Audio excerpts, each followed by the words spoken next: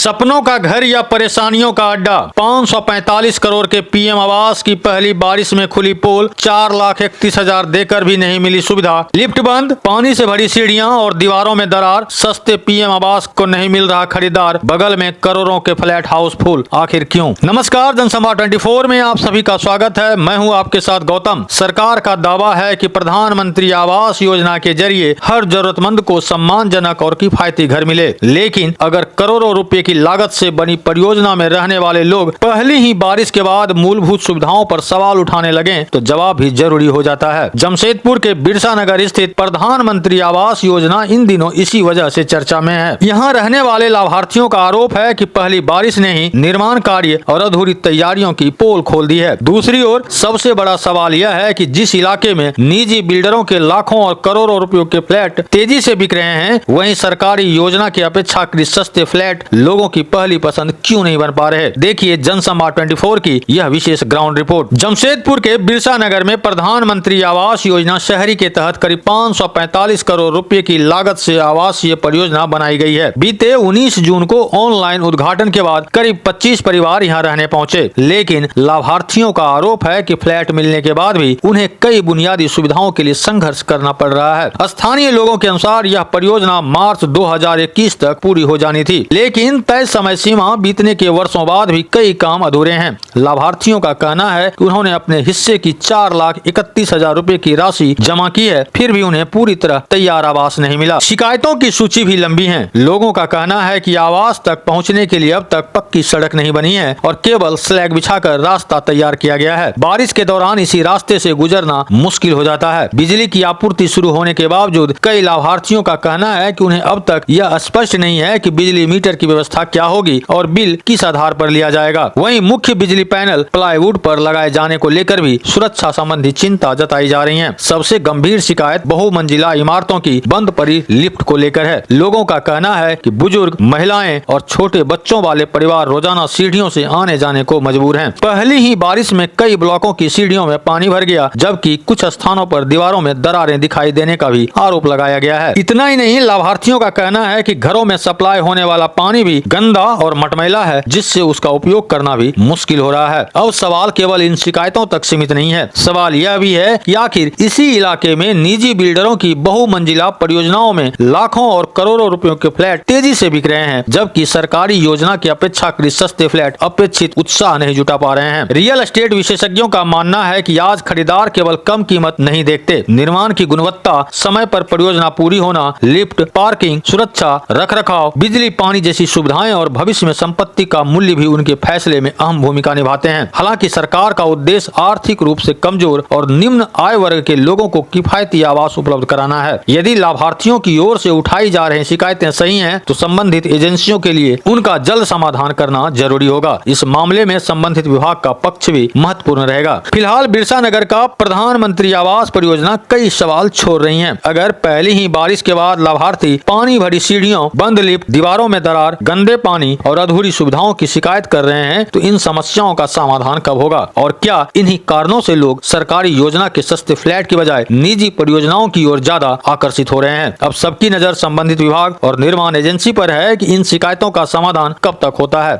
आपकी क्या राय है? क्या आवंटन से पहले सभी सुविधाएं पूरी तरह तैयार होनी चाहिए? हमें कमेंट करके जरूर बताइए। फिलहाल के लिए इतना ही। जुड़े रहिए जनसंवाद 24 के साथ। धन्यवाद।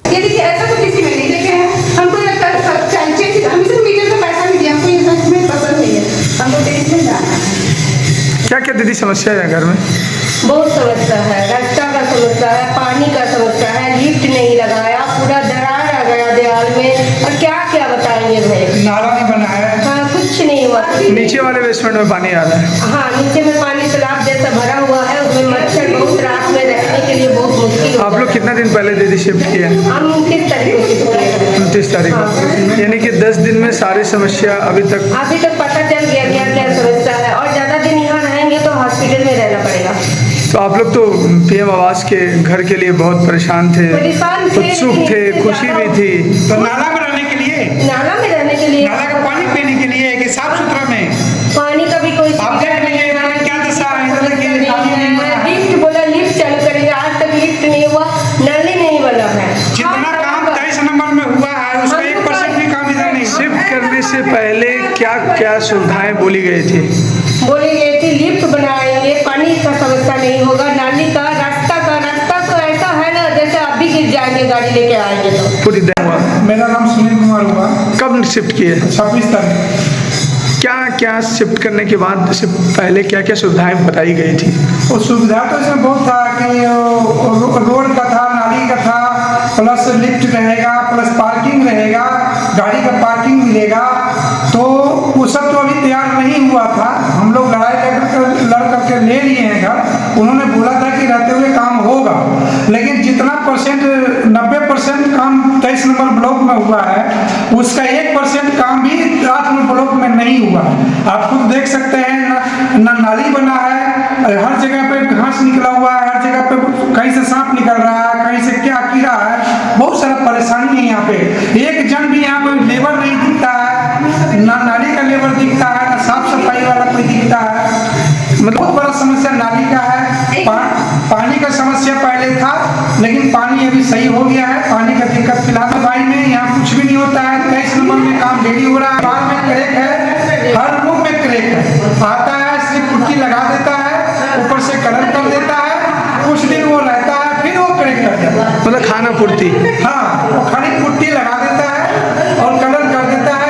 कुछ दिन के बाद फिर वहाँ से पपड़ी निकल जा रहा है, दूसरी जगह से निकल जा रहा है। क्या लगता है लॉन्ग टाइम के लिए क्या समझ सकते हैं? अभी तो जब ये हाल है, आगे में क्या होगा भगवान जाने। आगे का तो हम नहीं बोल सकते। कितने पैसे लिए गए थे टोटल? 4,31,000 रुपया पूरा पेड है? पूरा पेड है। कब से EMI कट रहा था? EMI तो मेरा 2.5 साल से कट रहा है। 2.5 साल के बाद 2.5 आपको साल के बाद हम लोग को ये लड़के लिए आज का हम लोग का ये पैसा दिया हुआ नहीं है, फुल पेमेंट किया हुआ है। टोटल बड़ा से 12,500 रुपया जो है हम लोग बिजली का भी दिए हैं। कनेक्शन का? हाँ, कनेक्शन आ गया है? कनेक्शन तो आ गया। नहीं, मेरा 12,500 लगा है, जो लगा वही तो है।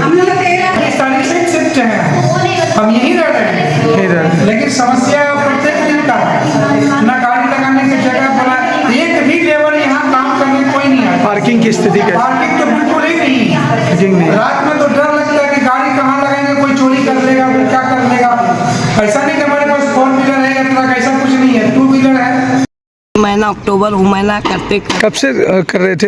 हम लोग 2022? अभी बोलते थे JNSC में, तो बोलते थे अगले दिवाली दुर्गा पूजा, मतलब हर पर में आश्वासन मिलता था? वही बात बोलते थे।